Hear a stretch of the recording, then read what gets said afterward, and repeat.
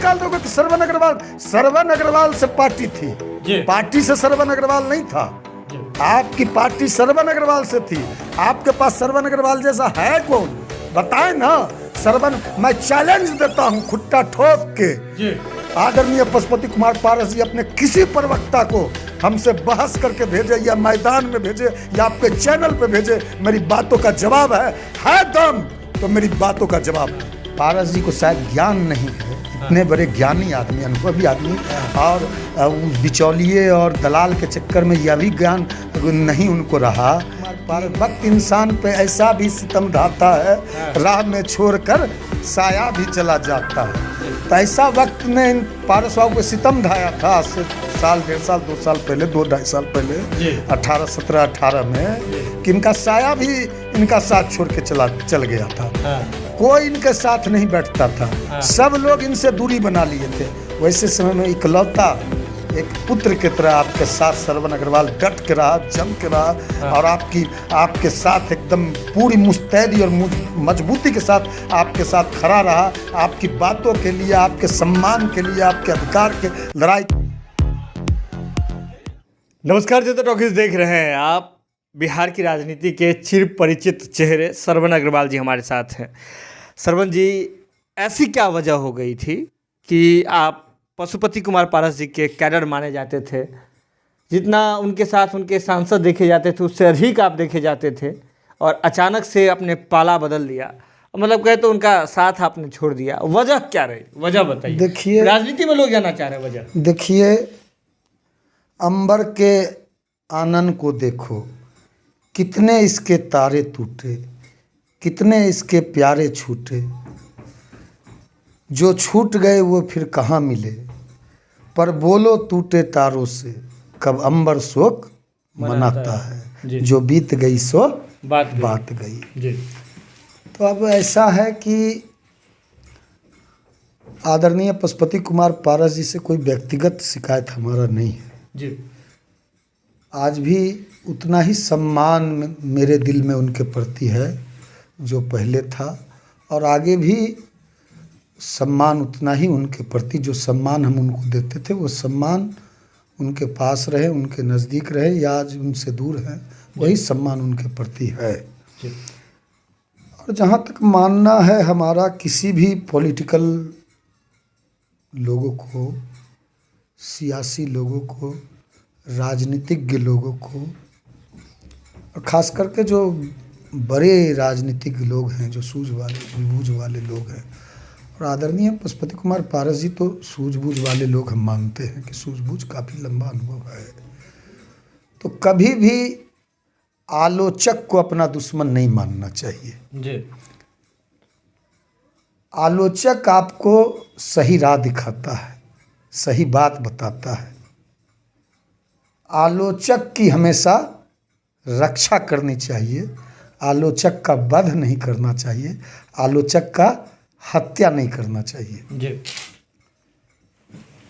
यदि आपका कोई स्वस्थ आलोचना कर रहा है और आपको आईना दिखा रहा है, हमारी तो जो मतभेद थे उनसे, जो मतभेद पैदा हुए, वो मतभेद इस बात पे थे कि जो हमारा सोच था, या हमारे आदरणीय नेता स्वर्गीय रामविलास पासवान जी का जो सोच था, और आदरणीय रामविलास पासवान जी ने पूरे देश में जब पार्टी उन्होंने बनाया आज से 22 वर्ष पहले, तो उनकी सोच थी कि ये पार्टी जो है लोक जनशक्ति पार्टी गरीबों का, दलितों का, बेसहारों का, मजलूमों का सहारा बनेगी जी। उनकी आवाज़ को उठाएगी, और ख़ास करके बिहार के प्रगति, उन्नति, और बिहार को कैसे आगे हम ले जाएं, बिहार को कैसे जो विकसित राज्य हैं देश में उनके बराबरी में कैसे बिहार को लाके खड़ा करें, और या बिहार को और भी आगे, उससे आगे कैसे ले जाए, यह सोच थी रामविलास पासवान की। और उन्होंने बिहार के लिए बहुत कुछ किया भी। जब उनको केंद्र में आदरणीय रामविलास पासवान जी को मंत्री बनने का मौका मिला, चाहे वह आदरणीय बीपी सिंह की सरकार में प्रधानमंत्री, जब बीपी सिंह 1989 में बने, जब उनको श्रम कल्याण मंत्री बनने का अवसर प्राप्त हुआ, तो तो उन्होंने बिहार में और पूरे देश में श्रमिकों के लिए कई कल्याणकारी काम किए। दूसरी बार जब उनको अवसर मिला रेल मंत्री बनने का 1996 में देवे गौड़ा जी की सरकार में प्रधानमंत्री जब देवे गौड़ा जी हुए, इंद्र कुमार गुजराल जी प्रधानमंत्री हुए, रेल मंत्री रामविलास पासवान जी बने, तो आपने देखिए रेलवे में गजब का। बिहार में जोनल ऑफिस नहीं था, बिहार का जोनल ऑफिस गोरखपुर था जी। और बिहार में उन्होंने जोनल ऑफिस का स्थापना किया हाजीपुर में। रेल बहुत काम किया। आज रेल क्रांति बिहार में उनके समय में आई। फिर उसके बाद उनको आदरणीय प्रधानमंत्री, देश के परम आदरणीय प्रधानमंत्री अटल बिहारी वाजपेयी जी के कैबिनेट में काम करने का अवसर प्राप्त हुआ। संचार मंत्री बने, कोयला मंत्री बने। एज ए संचार मंत्री और पूरे देश में यदि संचार क्रांति आई तो संचार क्रांति के जनक आप रामविलास पासवान जी को ही कह सकते हैं। वही संचार क्रांति के जनक थे। और आज जितने भी आपको संचार क्रांति दिख रही है जन जन में पूरे देश में, वो रामविलास पासवान जी के ही समय में हुआ। उसके बाद आदरणीय प्रधानमंत्री मनमोहन सिंह के नेतृत्व में उनको जब कैबिनेट मंत्री जब वह बने, स्टील केमिकल फर्टिलाइजर मिनिस्टर, तो उन्होंने काफ़ी काम किया। जब है ना, काफ़ी काम किया और काफ़ी लोगों को काफ़ी बिहारियों को, बहुत देश में जहां बिहारी मतलब काफ़ी बिहारियों को उन्होंने नौकरी उनके विभाग में मिला। एग्ज़ाम हुए और काफ़ी बिहारियों को, पहले बिहारियों को अवसर नहीं प्राप्त होता था और काफ़ी बिहारियों को अवसर प्राप्त हुआ। और यशस्वी प्रधानमंत्री, देश के यशस्वी प्रधानमंत्री जिनके नेतृत्व में विश्व गुरु बन रहा है आज भारत, G20 की अध्यक्षता कर पहली बार भारत को मिला है। आदरणीय प्रधानमंत्री के नेतृत्व में विश्व में पूरे भारत की ख्याति, मान, सम्मान और गौरव एकदम शिखर पे है, चरम पे है। उनके नेतृत्व में, आदरणीय मोदी जी के नेतृत्व में जब रामविलास पासवान जी कैबिनेट मंत्री बने और फूड एंड सप्लाई, खाद्य आपूर्ति मंत्री है ना, तो देश में हर गरीब को, पहले भूखमरी की इतनी समस्या थी, आप लोग सुनते थे कि लोग भूख से मर गए, भूख से बराबर सुनने को मिलता था। इस प्रांत में भूखमरी से लोग मर गए, भूखमरी से लोग मर गए, अनाज नहीं मिलने के कारण कई गरीबों की मौत की खबर आती थी। तो भूखमरी की समस्या आदरणीय रामविलास पासवान जी के समय में ख़त्म हो गया। और करोना आया तो करोना जैसे काल में आदरणीय रामविलास पासवान जी ने देश के किसी नागरिक को भूखे नहीं सोने दिया। प्रधानमंत्री जी का जो सपना था कि कोई भी देश का 80 करोड़ लोगों को आज तक मुफ्त, जो रामविलास पासवान जी के समय शुरू हुआ कि कोरोना में, कि 80 करोड़ लोगों को दोनों समय और मुफ्त राशन मिलेगा। आज तक मुफ्त राशन मिल रहा है और साल भर आदरणीय प्रधानमंत्री ने अभी हाल ही फिलहाल घोषणा किया कि साल भर और बढ़ेगा और बढ़ाया गया।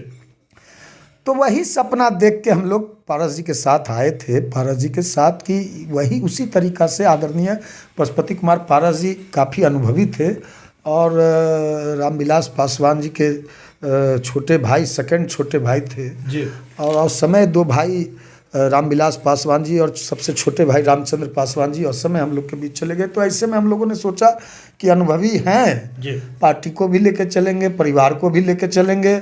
और रामविलास पासवान जी ने जो सपना देखा था, या रामविलास पासवान जी का जो काम करने का तरीका था, जिस तरह वो दल चलाते थे, कार्यकर्ताओं को सम्मान देते थे, संगठन को चलाते थे, वही तरीका हम लोग सोचे थे कि उसी तौर तरीका पे पार्टी चलेगी। लेकिन कुछ पारस जी से मेरा कोई व्यक्तिगत नहीं है, लेकिन कुछ ऐसे लोगों ने उनको अपन घेर लिया है दिल्ली में, इस तरह घेरा बना लिया, उस घेरा से वो निकल नहीं पा रहे हैं। अच्छा, मुझे ये बात बताइए सरवन जी, क्या इस तरह की जो बातें आप कह रहे हैं, क्या एक इशारा आप कर रहे हैं पशुपति कुमार पारस जी को कि अगर आप इस घेरे को हटा लेते हैं, इस चीज़ से बाहर निकल जाते हैं, तो फिर आप हम उनके साथ हैं? नहीं, हमने तो आईना दिखाया है जी, हमने तो सही बात बताया है जी।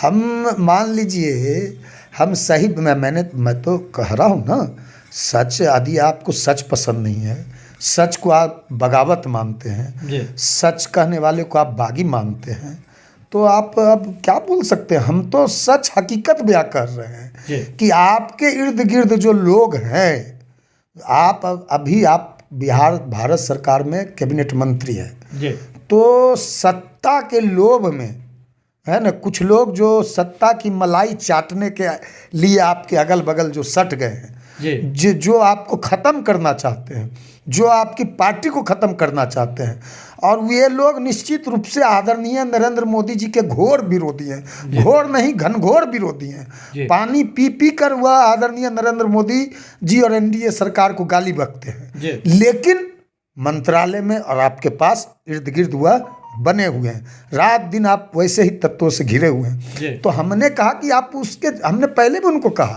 पहले भी हम उनके बराबर इस बात को हम उठाते रहे उनके पास भी कि ऐसे लोग आपके पार्टी को समाप्त कर देंगे, आपको समाप्त कर देंगे, आपके भविष्य को समाप्त कर देंगे। रामविलास पासवान के सपना को, जो सपना देख के हम लोग पार्टी को लेकर चले हैं, उसको ख़त्म कर देंगे।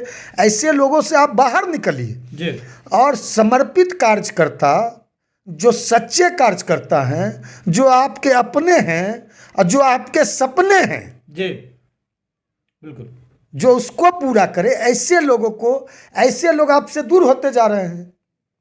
जब आपके इर्द गिर्द दलाल लोग बैठने लगेंगे, आपके इर्द गिर्द बिचौलिए लोग बैठने लगेंगे, जब आपके इर्द गिर्द रामविलास पासवान के विचारों के सिद्धांतों का विरोध करने वाले, आदरणीय नरेंद्र मोदी जी को गाली बकने वाले, आदरणीय नरेंद्र मोदी जी का जो भारतीय जनता पार्टी का है सबका साथ, सबका विकास, सबका विश्वास, सबका प्रयास, उसको खंडित, उसको चकनाचूर करने वाले लोग आपके इर्द गिर्द बैठने लगेंगे।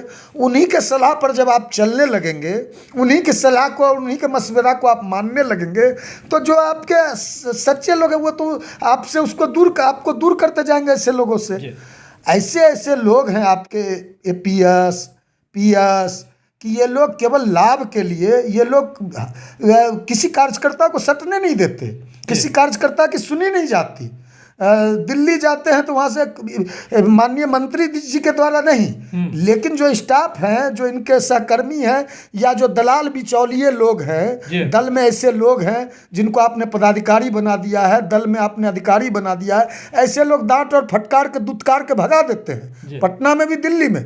तो हमारा आपसे कोई व्यक्तिगत, आदरणीय पशुपति कुमार पारस जी, कोई आदर, आपका सम्मान तो मैं कर रहा हूँ, जैसा सम्मान पहले था आज भी है, लेकिन आपको अपने आप में सुधार करना होगा। यदि आप इस पार्टी को बचाना चाहते हैं, यदि आप अपने वजूद को, यदि आप अपने भविष्य को, या आपके जो शुभचिंतक हैं, जिन्होंने आपके साथ खून पसीना लगाया है, खून पसीना बहाया है, उसके भविष्य की चिंता यदि आपको है, बिहार के भविष्य की चिंता आपको है, बिहारियों की भविष्य की चिंता है आपको, तो आपको अपने आप में सुधार लाना होगा। ऐसे लोगों को आपको चिन्हित करके, ऐसे लोगों से आपको अपने आप को दूर करना होगा। श्रवण अग्रवाल जी, अगर इस तरह की सुधार, अगर चीजें हो जाती है पार्टी में, तो क्या आप वापसी का रास्ता खुला रखेंगे? नहीं, पहले तो श्रवण अग्रवाल जैसा मजबूत आदमी, श्रवण अग्रवाल जैसा आदमी इकलौता, जब पशुपति कुमार पारस, वक्त इंसान पे ऐसा भी सितम ढाता है, राह में छोड़कर साया भी चला जाता है। तो ऐसा वक्त ने इन पारस बाबू पे सितम ढाया था, आज से साल, 1.5 साल, 2 साल पहले, 2-2.5 साल पहले, 17-18 में, कि इनका साया भी इनका साथ छोड़ के चल गया था। कोई इनके साथ नहीं बैठता था, सब लोग इनसे दूरी बना लिए थे। वैसे समय में इकलौता एक पुत्र की तरह आपके साथ श्रवण अग्रवाल डट के रहा, जम के रहा, और आपके साथ एकदम पूरी मुस्तैदी और मजबूती के साथ आपके साथ खड़ा रहा, आपकी बातों के लिए, आपके सम्मान के लिए, आपके अधिकार के लड़ाई को लेकर लड़ता रहा। आप वैसे लोग को पर आज उंगली उठा रहे हैं, वैसे लोग को आप कहते हैं कि दल से 6 साल के लिए निष्कासित कर दिया गया। आदरणीय पशुपति कुमार पारस जी से एक सवाल है मेरा, आप भी पूछिएगा। दल के कुछ नियम होते हैं, कायदे होते हैं, कानून होते हैं। आप ही आदरणीय पशुपति कुमार पारस जी ने कहा कि दल उन्होंने जो लोक जनशक्ति पार्टी को तोड़ा 2021 में, जब उन्होंने दल को तोड़ा तो कहा कि दल के जो नियम हैं, दल के जो कायदे हैं, दल के जो कानून होते हैं, दल में जो संविधान, दल का जो हर पार्टी का अपना संविधान होता है, तो संविधान के अनुरूप काम नहीं हो रहा था, इसलिए हमने पार्टी तोड़ा। आप बताइए, आप श्रवण अग्रवाल को 6 साल के लिए निष्कासन की चिट्ठी निकालते हो, पारस जी को शायद ज्ञान नहीं है, इतने बड़े ज्ञानी आदमी, अनुभवी आदमी, और उस बिचौलिए और दलाल के चक्कर में यह भी ज्ञान नहीं उनको रहा कि दल से निष्कासन के पहले, दल से निकालने से पहले स्पष्टीकरण दिया जाता है। यदि आप दल विरोधी आचरण का आरोप लगाते हो श्रवण अग्रवाल पे या किसी पे भी लगाते हो, तो सबसे पहले आपको उससे स्पष्टीकरण मांगना चाहिए कि आप पर ये दल विरोधी ये आचरण का या दल विरोधी कार्यों का ये आरोप है। आप 15 दिन में इसका स्पष्टीकरण राष्ट्रीय कार्यालय को या हमारे पास भेजे, नहीं तो आप पे दल विरोधी कार्य मानते हुए आप पे कार्रवाई की जाएगी। ऐसा कोई चिट्ठी तो आपने दिया नहीं, सीधे आपको दलाल कह दिया, बिचौलिया कह दिया, चाटुकार लोग कह दिया। आप एकदम इतना अंधे हैं सत्ता के नशा में कि सीधे फांसी का सजा आप सुना दीजिएगा कि आप दोनों तरफ की सुनिएगा, दोनों सुनिएगा ना, आप पूछिएगा ना, स्पष्टीकरण दीजिएगा ना। आप चिट्ठी निकाल दोगे, आप चिट्ठी निकाल दोगे कि श्रवण अग्रवाल से पार्टी थी, पार्टी से श्रवण अग्रवाल नहीं था। आपकी पार्टी श्रवण अग्रवाल से थी, आपके पास श्रवण अग्रवाल जैसा है कौन, बताए ना। श्रवण, मैं चैलेंज देता हूं खुट्टा ठोक के, आदरणीय पशुपति कुमार पारस जी अपने किसी प्रवक्ता को हमसे बहस करके भेजे या मैदान में भेजे या आपके चैनल पे भेजे, मेरी बातों का जवाब है दम तो मेरी बातों का जवाब दे। अच्छा, ये